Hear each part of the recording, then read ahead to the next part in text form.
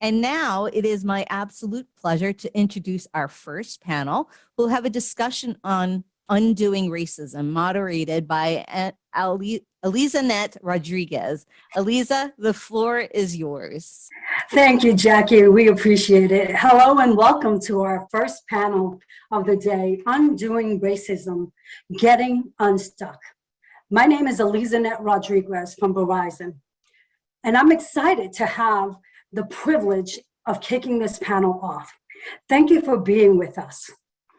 Before we get started, a few housekeeping items that we want to take care of. The complete bio for our panelists can be found in the speaker section of the event webpage.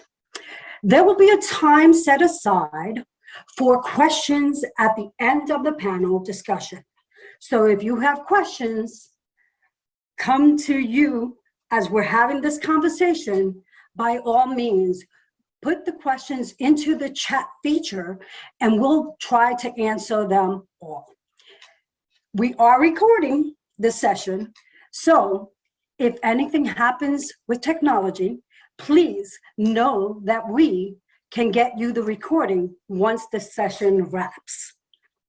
And it is my pleasure to introduce the panel. As I call your name, please take about 30 seconds and introduce yourself and include a fun fact. I'd like to introduce Alethea Batts. Please join us. Good morning, everyone. I'm so happy to be with you today. I'm Alethea Batts, and I'm the Director of Learning and Development and the Chief Diversity Officer at Lakeland Bank. It's certainly an honor and a privilege to be amongst this distinguished panel and colleagues today. I'd like to thank NJBIA for this my very important business partner and friend, Jackie Larea, for the invitation. And just a fun fact about me is that I love flowers and gardening, and I'm reaping the benefits of my garden right now and loving all the flowers, and entered a garden contest in my complex, and actually just found out in a little picture from my daughter that that I'm one of the winners. So that's my fun fact. So great to be with you all this morning. Yeah, we celebrate you, Alethea. That's exciting news. Next, I'd like to introduce Yvette Donato, please. So thank you so much for having me. I'm very excited. Everything that I've listened to has been phenomenal. I've spent 17 years at Educational Testing Service. I was their CAO and CDO, and I now have my own business, Diversity and Inclusion Strategist.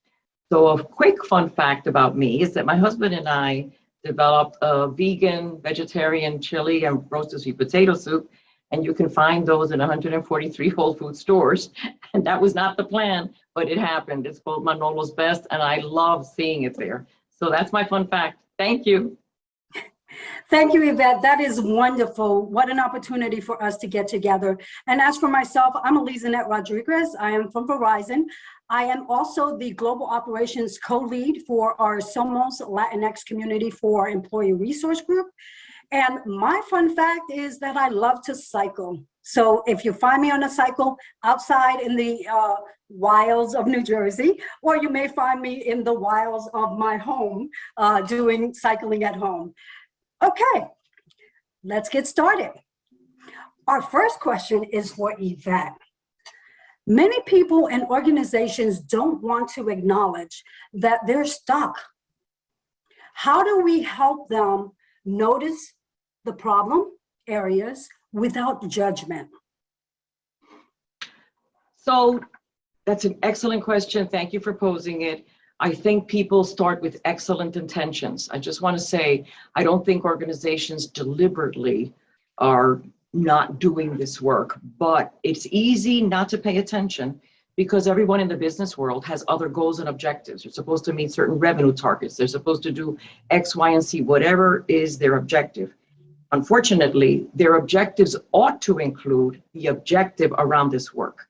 And oftentimes it does not. So that's why it's simple to put it on the periphery. So I would say you've got to look at your data. The CDO, along with HR, needs to tell a story in a very compelling way, not to make anyone bad, not to accuse anybody, but to say, so you say you are for diversity and inclusion. Let's take a look. The numbers don't lie. What are the numbers of promotions in my unit? Did I recommend people of color for promotion? Are more people of color in my division on a PIP, which is a performance improvement plan, when I compare that with our Caucasian counterparts? Why is that? And were the same circumstances true? The number of terminations. Why is it that more people of color are leaving my division? What does that tell me? I need to look into that and dive deeper. And then also pay attention to your employee surveys.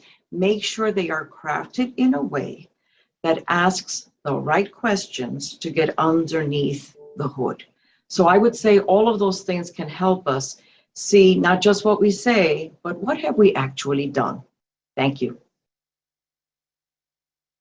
Yvette, thank you for such great insight into the question and giving us some value that we can add into our organizations. The question that I have next is for Alethea. What can we do to help guide things to make them better? And how do we keep leaders engaged?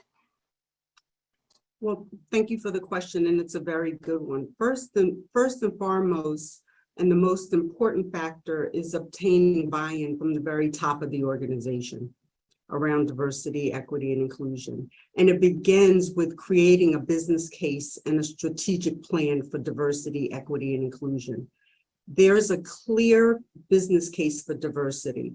And you heard it this morning, you heard it with our presentation from TAF. And in a 2019 McKinsey study shows that there's a significant positive correlation between a more diverse leadership team and financial outperformance. Leadership roles, they matter. Companies in the top quartile in gender diversity on executive teams are 21% more likely to outperform on profitability and 27% more likely to have superior creation. In other words, diversity breeds creativity. And it's not just gender. By adding ethnic and cultural diversity on executive teams, that increases the likelihood of profitability to 33%. And conversely, there's a penalty for opting out. So overall, companies in the bottom quartile, and these numbers are not, a surprise to anyone, for both gender and ethnic and cultural diversity are 29% less likely to achieve above average profitability than other companies. And then when you go back and you look at associate satisfaction and engagement levels, having DE&I in the workplace yields what? It yields higher revenue growth, increased ability to recruit diverse candidates, higher employee retention, greater readiness to be innovative, and inclusive teams make better business decisions. They do that 87% of the time. And the decisions made and executed by diverse teams deliver 60% better results. And why is this? It's because different perspectives are valuable. So in number two, identifying those leaders that have influence of character and sponsors of people. And you heard it this morning. You heard it when Sheila was making her presentation. We need to talk about how we communicate and having those leaders lead the way for change and diversity. It's about how we educate and how we communicate. And that education needs to start with the leaders and flow throughout the entire organization. And not just a one and done, but continuous learning. whether that be on unconscious bias, whether it be in behavioral interviewing or managing remote and hybrid work teams, which is what we're dealing with right now. Yes. So all of those things are how we're going to move the needle. So, thank you so much. Thank you, Alethea. I love that you can see the value in having our leaders be part of that conversation, leading the path, right? And so that's an exciting part for us to be able to engage, right? If the leaders are engaged, the people will be engaged, you'll have employee engagement, and it'll work throughout the company, which is an excellent point. Yvette, I have the next question for you. Okay. Is what behaviors do we want to model to help get us unstuck, and how do we cross the bridge from diversity to inclusion? That's a fabulous question. And I really thought about this deeply because there are so many traits that we would like to see in our leaders, right? And what I have observed is that those people that are most successful in doing this fine work are humble, they have intellectual curiosity, and they are kind.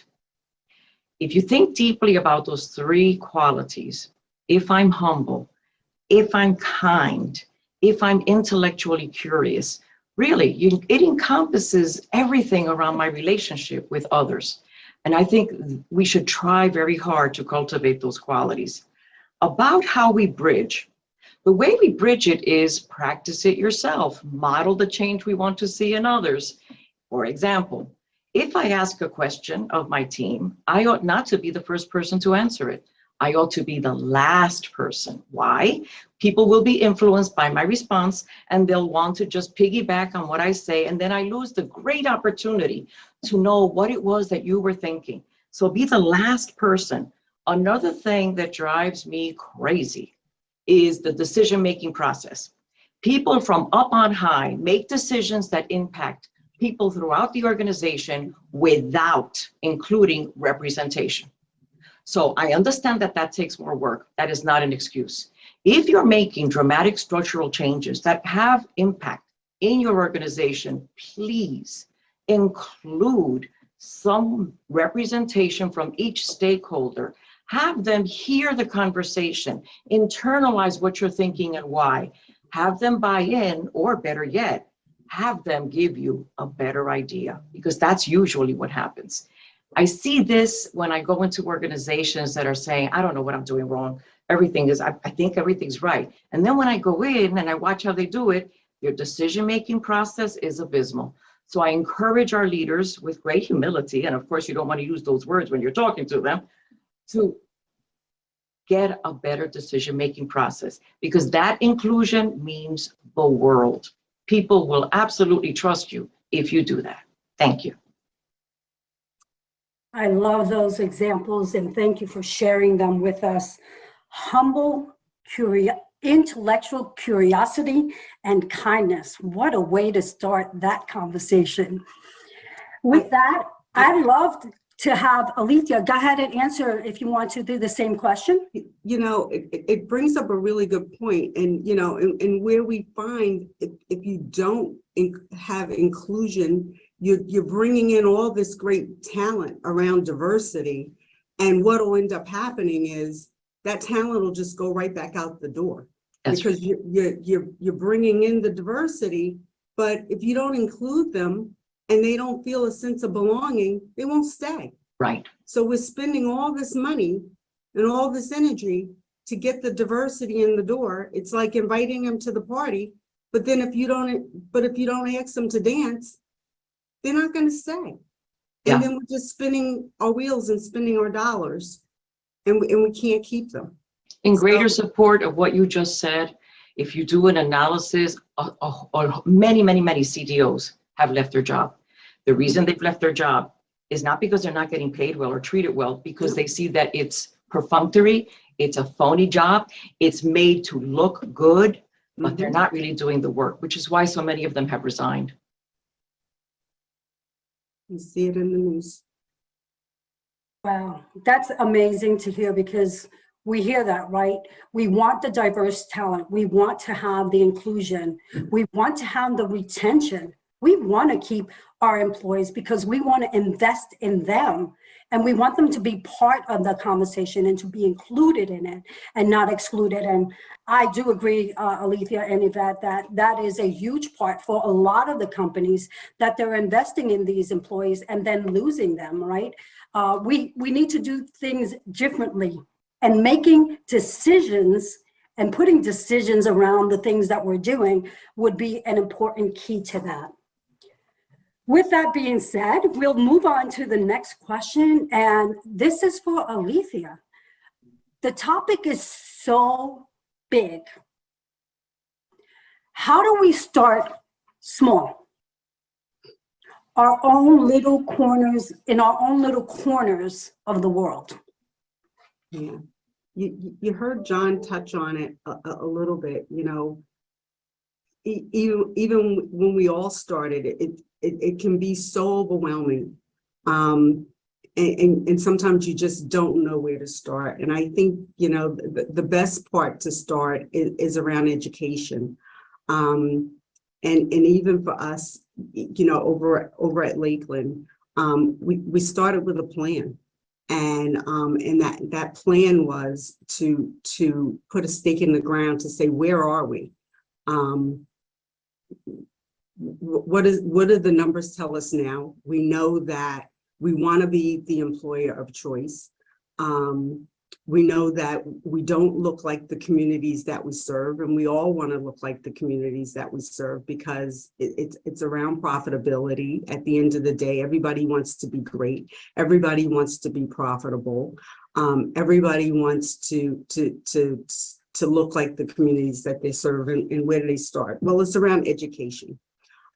So we started with diversity at all levels of the organization, from the top down. Listen to the experiences of the people of color. Reflect on, you heard John talk about it, reflect on history and the context of structural racism. Examine the ways that racism and biases throughout messages, behaviors, actions exist within your organization. Consider how leaders and leadership styles are shaping by dominant culture, and learn about the common definitions referenced in racial equity, you know, and equity time frame, equitable time frameworks, and define the roles and goals to advance racial equity. And then, you know, show empathy. So create opportunities for social engagement. So we did listening sessions. There are employee resource groups. Offer training that provides opportunities to build empathy. And source volunteer opportunities, because those are opportunities where people get to learn and to grow and to build relationships with each other. And then evaluate those situations, give an opportunity to do evaluation, and then develop long-term plans that include touch points to understand how things are progressing. And just evaluate what's going on within your organization. So it's about encouraging good behaviors. So it's really the 3 E's around how do you get from good to great, and making strides towards being better in your own part of the world, because everyone wants to get there. And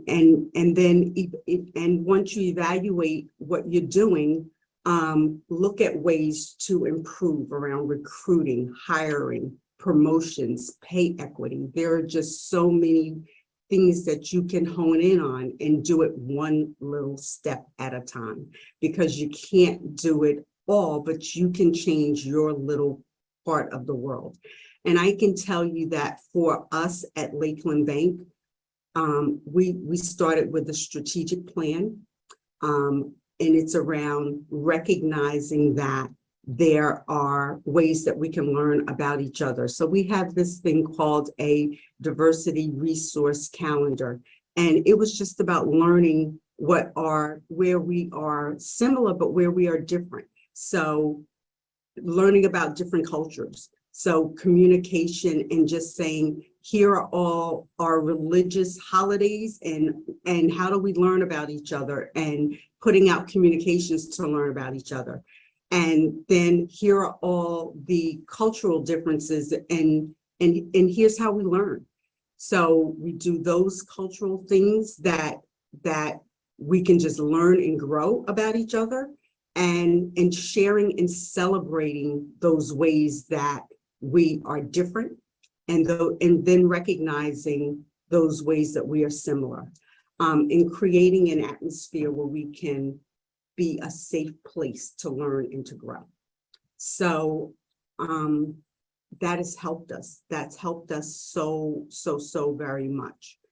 And making sure that everyone from the top to the bottom is just trained.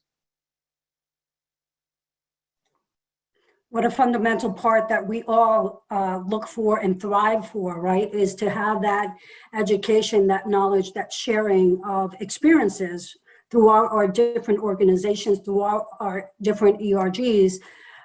But how important it is for us to culturally understand the differences, right? To be acceptant of those differences, and also to get involved with those conversations when we're talking about different cultures, different ways of doing things, different ways of thinking.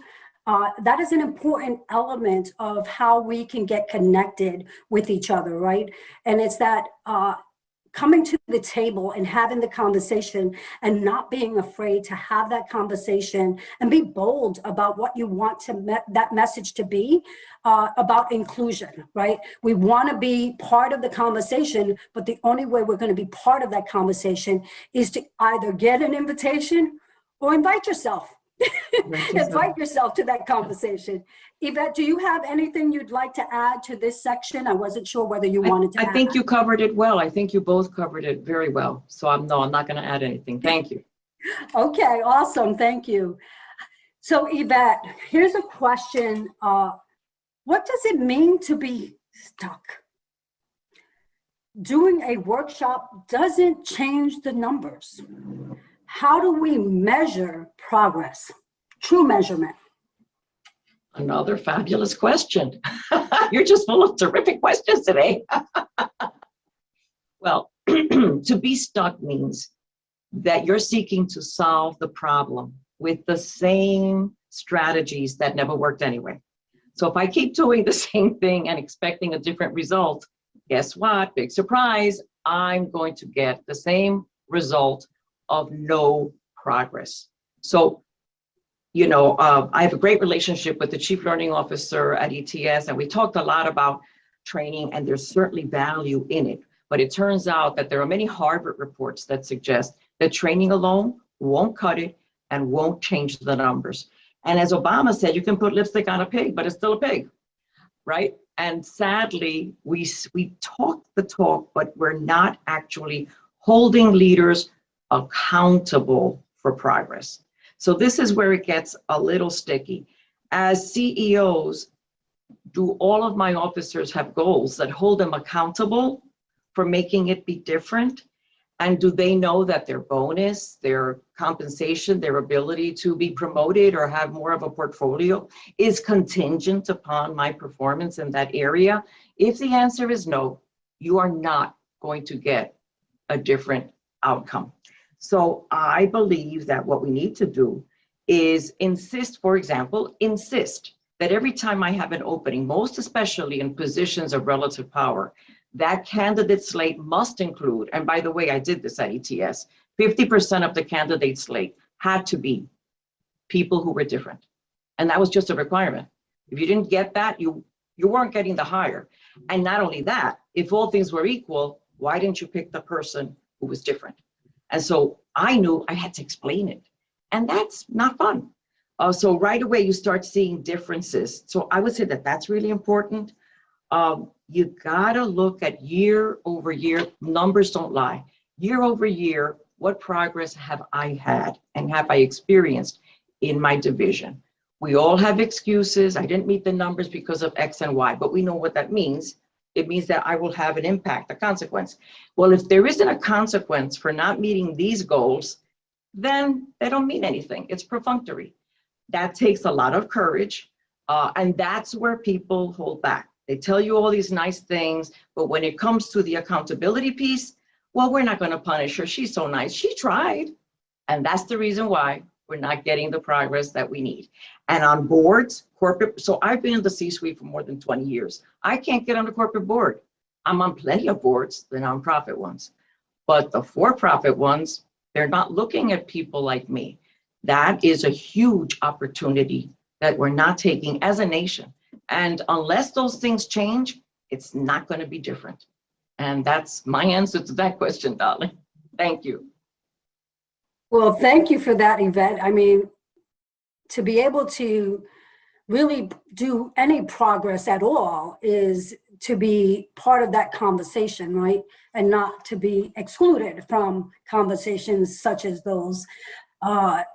We all need to be in some way, in shape and form, accountable, right? Not only do our leaders need to, but we as employees need to make sure they're accountable, right? And being those voices to speak up and say, listen, this doesn't work for me and this is the reason why, right? I need to do something different, right? The norm is you never ask for a promotion. Sometimes you just need to. Listen, I've been doing this job for a long time. I'd like to see a promotional opportunity. How do I get there, right? If you're not having the conversation, then you're being excluded from it, right? So let's go ahead and be a little bit bold about how we want to do things and when we want to do things so that we're not stuck, right? And that is the point, right? Not moving forward, doing the same thing over and over again. Alethea, do you want to add something? I think she said it well. You know, you want to be a part of the future. You don't want to be a part of the past. You got to make it clear. Yeah. I have a quick example that I want to share with you. There was this gentleman, a person of color, who had gotten his MBA and was doing all kinds of marvelous things in the hopes that he would be the next chief technology officer. When I shared that dream with the people that matter and could make that happen, they laughed. They thought it was funny. I said, gee, I don't share that feeling with you. I don't think it's funny at all, because you know what I'm sure of? That none of you have sat down with this gentleman to say, here's the gap. And if you want that job, here's what has to happen. Now let's get together and work on a development plan that will make that be so. But they just thought it was hysterically funny. And sadly, that kind of thing happens a lot behind closed doors. And if someone like Alethea or yourself are not present to witness it and to say, let's talk about that, you're going to continue to have the challenges that we have today. Thank you. Thanks. Great point, Yvette, right? Being advocates not only of ourselves, but of others in those closed doors, right? And stepping up, right? Stepping up and being part of the conversation is so important for all of us in our industries and throughout the state of New Jersey, right? I mean, we are in the state of New Jersey. The only way we're going to make an impact is actually be part of the conversation. So NJBIA, I'm so thankful we have this today. Yes. I'm excited that we're part of the conversation and we can try to help each other get unstuck. Alethea, here's a question for you. How do you have a courageous conversation in an organization that seems stuck? Safe spaces are key, but how do we create one? You know, it's funny because I just had a conversation the other day.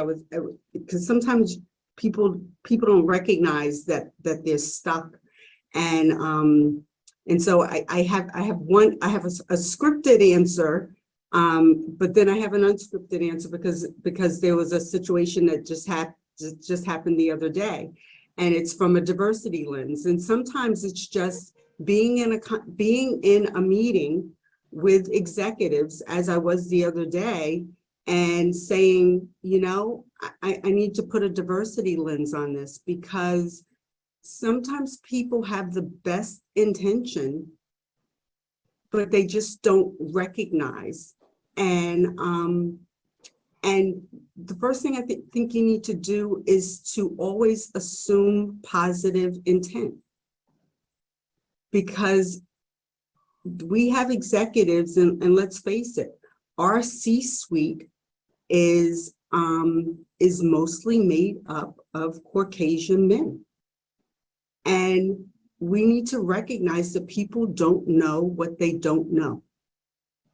And a lot of times when we are in those situations, we need to be the aha moment. And maybe it's just as simple sometimes as saying, let me just place a diversity lens on it for you. Or have you ever thought about it this way? Because you would be amazed at the difference that can sometimes make. And it can be that simple. Yes. And sometimes we try to overcomplicate things sometimes, but if you just sit back and say, well, let me just place a diversity lens on it for you, because if you've never been in that situation, you may not have looked at it that way. Because if you're always operating from a place of, you've got a car, you've got means, you can't see it. You can't see it from anybody else's shoes. So just place someone in someone else's shoes. I don't have a car. I don't have funds. I can't get there. So sometimes it's as simple as that.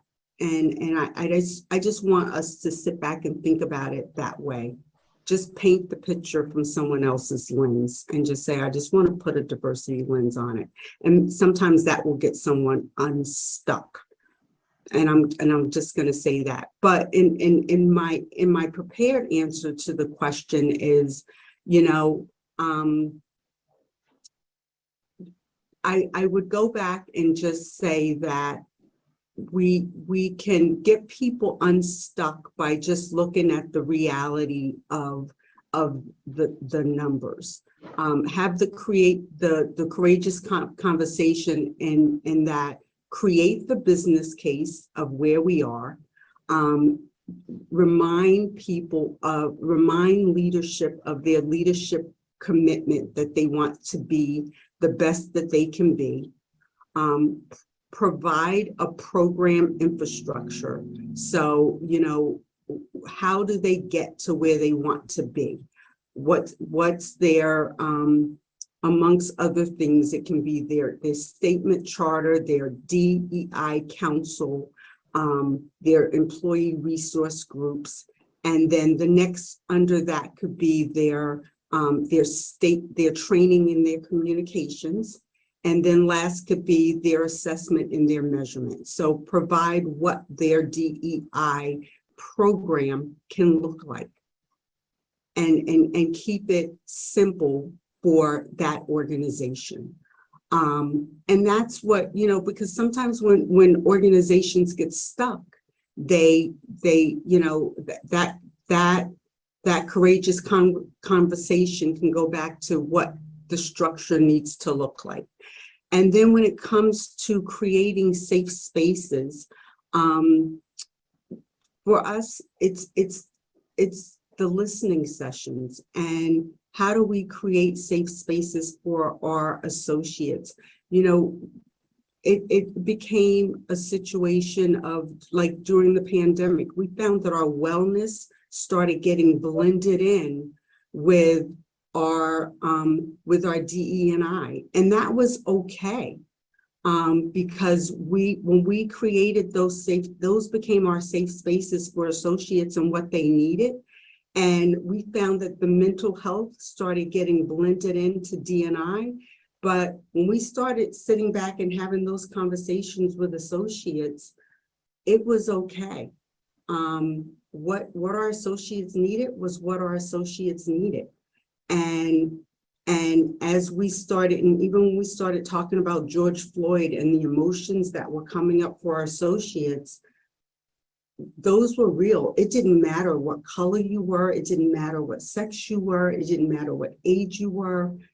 We started having those safe conversations for associates and those commonalities, and we started dealing with them, and then we could get to the real root cause of what was important for our associates and providing resources for our associates, and open the can of worms for all kinds of conversations. And I can tell you that the listening sessions that we provide for our associates twice a month, led by Jackie, who's leading our sessions today, they were really, and having our executives rotate through those sessions and bring their real authentic selves to those sessions really opened the doors for some quality conversations. And you think about it, people spend more time at work than they do at home. And we want to provide safe spaces for our associates where they can do that. They can bring their whole selves to work.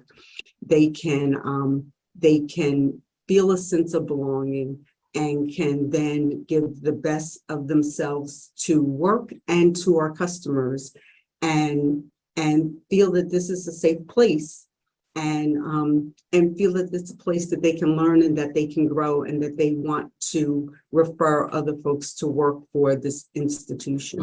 And that was good. And also making sure that we're true to what the challenges are. And then celebrating the successes that come out of these conversations, and making this organization go from good to great, to be a place where everyone's welcome, everyone feels comfortable. And whether that be in our pride initiatives, whether that be in our cultural initiatives, whether that be in our religious initiatives, a place that we can learn, we can grow, and we can flourish. So that's been great for us. Could I jump in? Absolutely. Thank you, darling. Next week. Two quick things that you can do, all of us can do. Those of us who are leaders have town hall meetings. If you're not doing them monthly or doing them quarterly or twice a year. When you communicate the state of affairs, as you end that conversation, it should be, now I want to take your questions, and some of you won't ask them publicly. So my calendar is open on Friday from X to X. Put yourself on the calendar and come to see me. All of a sudden, there's a safe place. If you're shy, you're going to come see me and you're going to tell me what you think. The second practical thing, as part of your performance management system, make it a requirement. This is what I did. At the end of that performance review, I have to ask the individual, what did the organization do that got in the way of your success? How did we support you? And then, how can I be a better leader and support your success? So all of a sudden, the person understands I'm inviting. Oh, and another thing is, I don't let them leave my office until they have told me something that I could do to make me better. It's a requirement. And so after that, once they start doing that, they say, oh my God, she really means it, because at the beginning, it's very scary. I'm not going to say anything bad. Are you kidding? I'm not getting canned. But if they see that you're sincere and that you're not going to let them out of the office until they tell you what that is, it's such a growth opportunity for the person who has a sense of agency, who learns how to have their voice. And it's a growth opportunity for me. So I encourage all of our leaders, please think about doing that. It's fabulous. It's not as scary as you think. Thank you. Yvette, thank you. That's a great point, right? To be able to be part of the conversation, right? Not excluding yourself, but including yourself in what you could do better if they see something different. I think that's an important key for all of us as leaders, as we're guiding people through the DEI process, just making sure that we're creating those spaces, but we're part of that space, right? So I love, Alethea, that you brought up that the mental health and wellness part of it became part of the conversation. It should have never been excluded from it, right? Because it is such an important part of progressing forward. To get unstuck, you need to be able to have those conversations. They may be uncomfortable, but those are conversations that need to be had. Just like earlier today, we heard that we need to remember our past so that we can use it as a reference point in the future. And I love that, because it really is what resonates with us today, is not only giving the education, but also being part of the conversation for change. We are all change agents in our spaces, and we need to make sure that we thrive in those spaces by being part of the conversation, being part of the solution. So that's what I see in it. So if we really want to get unstuck, or, we seem to be stuck, ask the question, ask other DEI personnels the question, how can I make this work for my organization? They have strategy. Perhaps their best practices could be the start of something new in your own organization. So don't be afraid to ask the question, how can we support you, as well as you've supported us in being part of the conversation? So with that, I don't see any questions that have come up in this whole time that we've spoken. I don't see any questions that have come up for us, unless we just got one just now. So here's a question to ponder. Anita River says, how do we grow from work style to lifestyle, or vice versa? How do we reflect or represent DEIA at home or in our communities? That's a great question. It's a false narrative to say that there is a line. There is no such thing as work-life balance. That's nonsense. It all bleeds into one, most especially now that we're telecommuting. Yes, you certainly have the ability and the right, and you should be compartmentalizing. After this hour, I'm not going to get back, I'm not going to do work activity, but the way you live. This is DE&I is so powerful. It's about how we interact with our fellow man. You don't turn that off when you leave the workplace. So in everything that we do, and in every opportunity.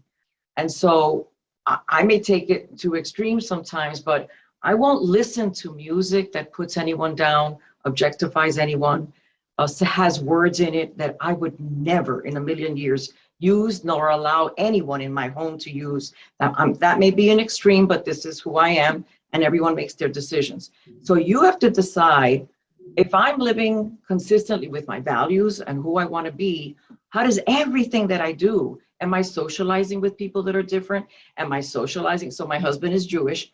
Every year for Memorial Holiday, we have Muslim, Pakistani, people of every single religion and color, and they love it. And we just sit around, and all of a sudden we realize all these things that we have in common. Be deliberate about what you can do to demonstrate that these values are real and not just something that I put on when I enter the door of my office. So that's what I would say, that there is no such thing anymore as life balance, and there is no such thing anymore as a division between my values and how I live every part of my life. Thank you. I would agree. I mean, I say my motto in life is to make a positive difference in someone else's life every single day. And, and we are here, we're blessed to be a blessing. And so we're here to serve. That's our duty as to be citizens in life. So, it's what we give back. So if we're giving back to our communities and to our kids, it's about financial literacy. It's about learning and growing from one another. So it's along the same lines. So can others see the God in us? That's who I am, and that's what I do. So I don't know how you split that up from work to home to it's who you are. It's who we are as a person. So I don't know how you separate that. Yeah, for a lot of us that are in this space, right, we live and breathe this on a daily basis, not only in our homes, but in every environment that we get involved in. And I think that's an important key that we can bring forth as individuals. I did see that there is a something here. There was a question.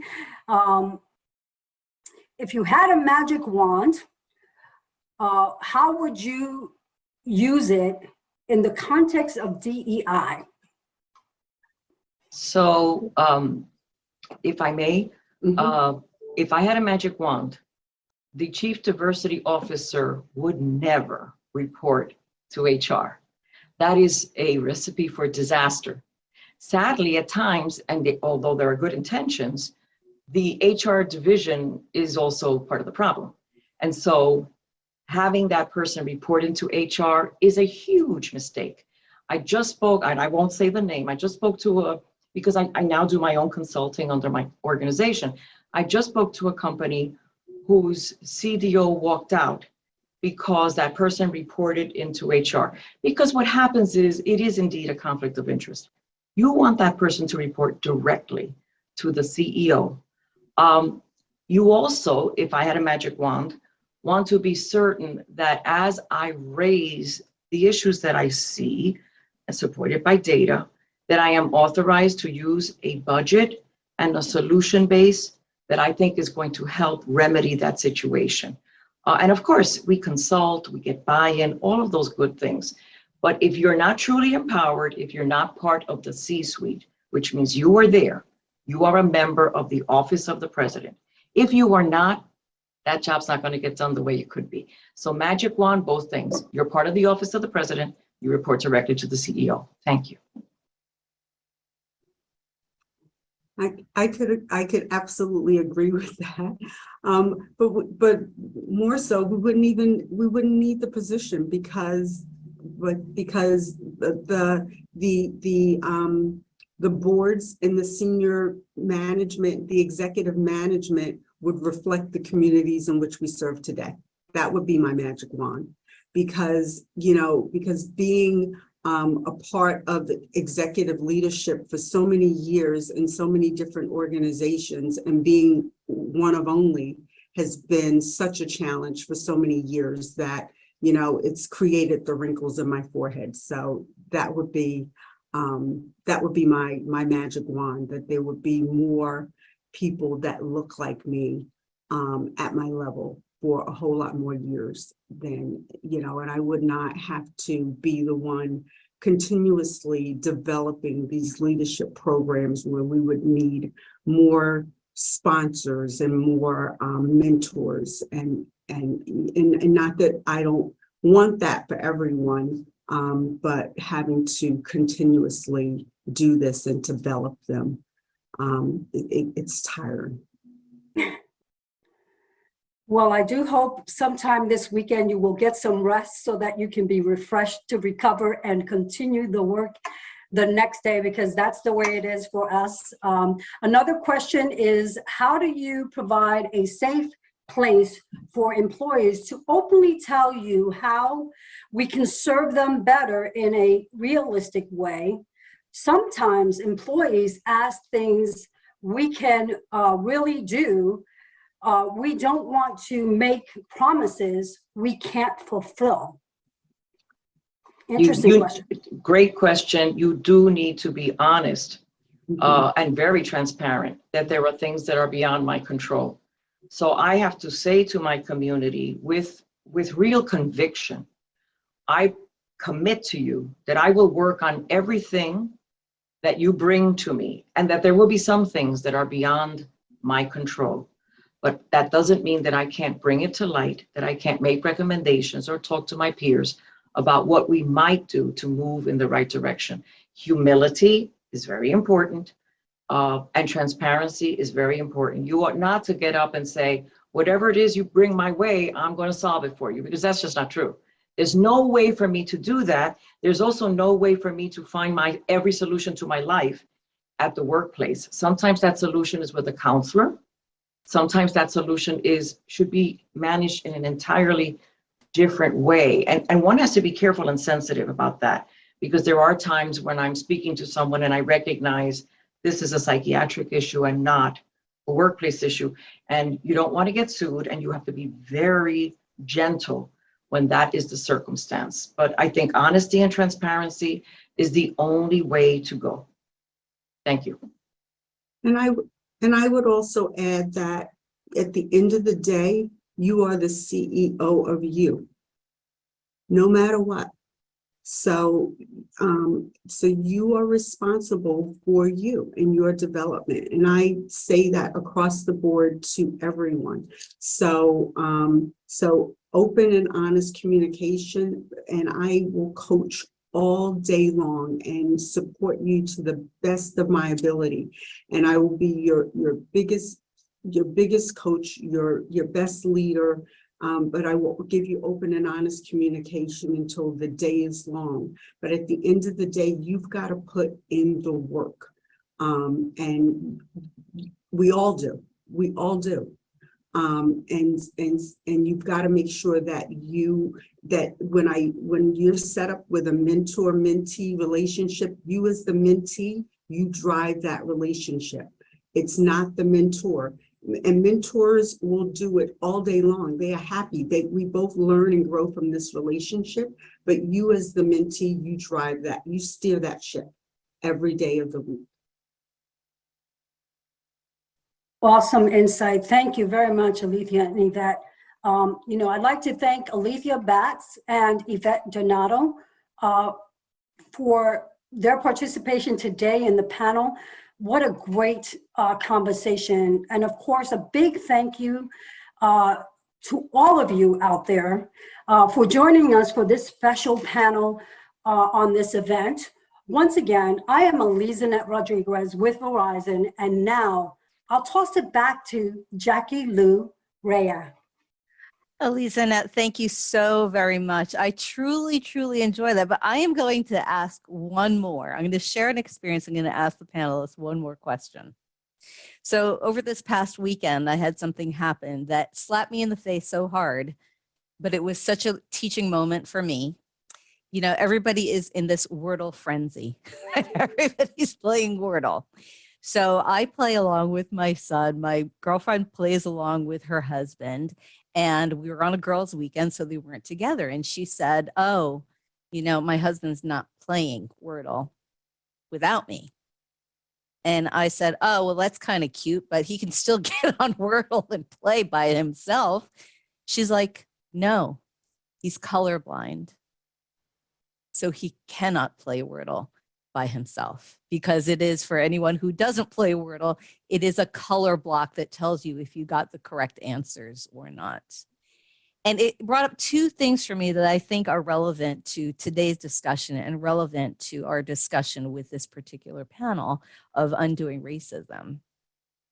One, there are hidden handicaps, and let's call them hidden gifts or different abilities that individuals have.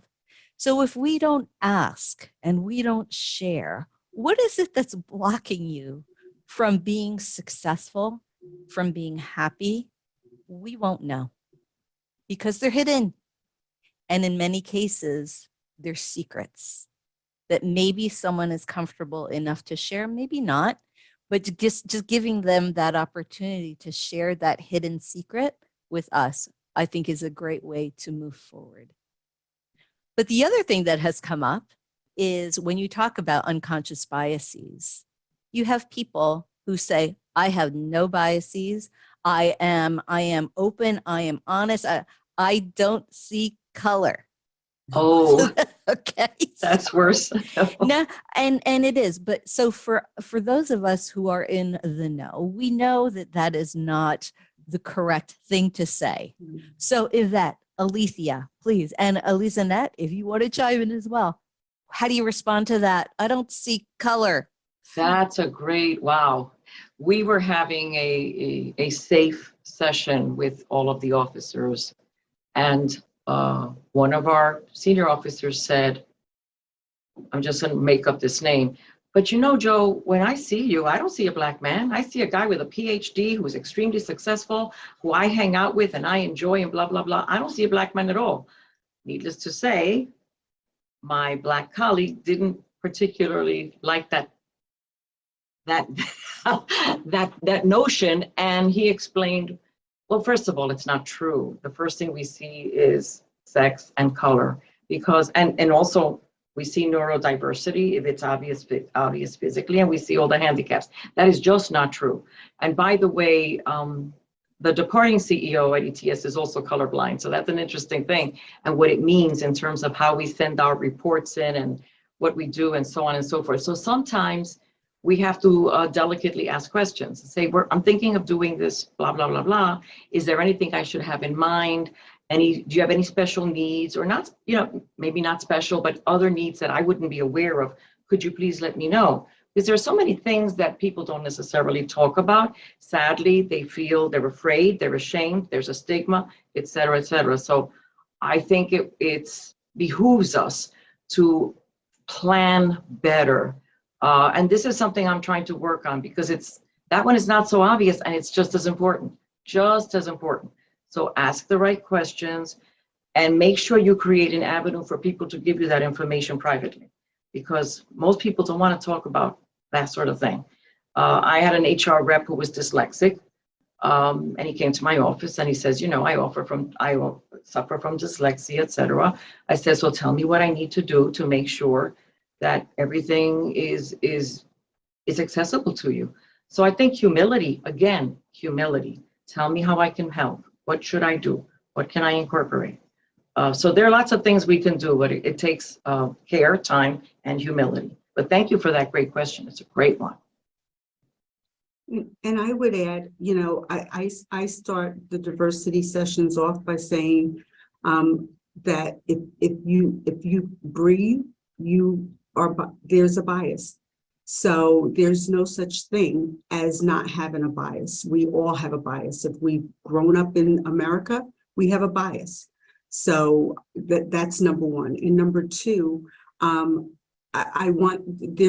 no such thing as you don't see color. I want you to see color. I want you to see who I am. It's what I bring to the table. So it's not acceptable for me for you not to see my color, because it's our differences of thought. It's our differences that bring value. And that's what makes us so unique, and that's what makes us stronger as a team. And we want to celebrate those differences. So I don't want you not to see my color and not to see my difference. That's what I bring to the table, and that's the value that I bring to the team. I want that in the room. It's also not humanly possible. You are seeing it. Even if you say you don't, you're seeing it. So that it's just you're being dishonest with yourself. Yeah. Right. And with that real thought, think about that, right? We all in our companies want to say, to our employees to bring their whole self to work. But what really does that mean if you're really not seeing who I am physically, right? Whether I wear glasses or not, or whether I, have a dot on my head here because, I have cancer or whatever the case may be, right? You can't dismiss what you see, because your eyes are the gate to everything else you do in your life, right? When I hear someone saying that they have a disability that's unseen, that gives me curiosity. And Yvette, you said it well, curiosity to have a separate conversation, right? Because when you're saying creating a safe space and creating a space of vulnerability where you bring your whole self to work, not everyone wants to be public, right? And we know that extroverts are just going to be out there, but also what we've noticed with the past pandemic time we've had, people that have been introverts are now becoming extroverts, because now their voices are allowed, right? I don't want to say that it wasn't allowed, but now they feel comfortable that their voices can now be heard. How amazing is that for us to be able to be in this environment and be able to experience that joy for someone to come out of the shell and be able to be vocal, And then having those private conversations where someone can say, you know, I really struggle with, and you being able to be a conduit to a change or including them in the conversation. Hey, listen, would you share your story with my community? Because I think it's an important part of who you are.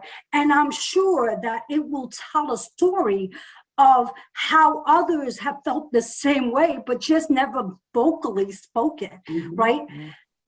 There is no way in any earth that you can't see, you see color, right? Even if you're colorblind, you still see color. And Alizanette, I'll leave you there. on that note, oh my gosh, what an incredible panel this has been. And my take-home message from you all is this: you can't build empathy without having understanding. So share, all of you, including your color. So thank you all, Alizanette, Yvette, Alethea, thank you all so very much.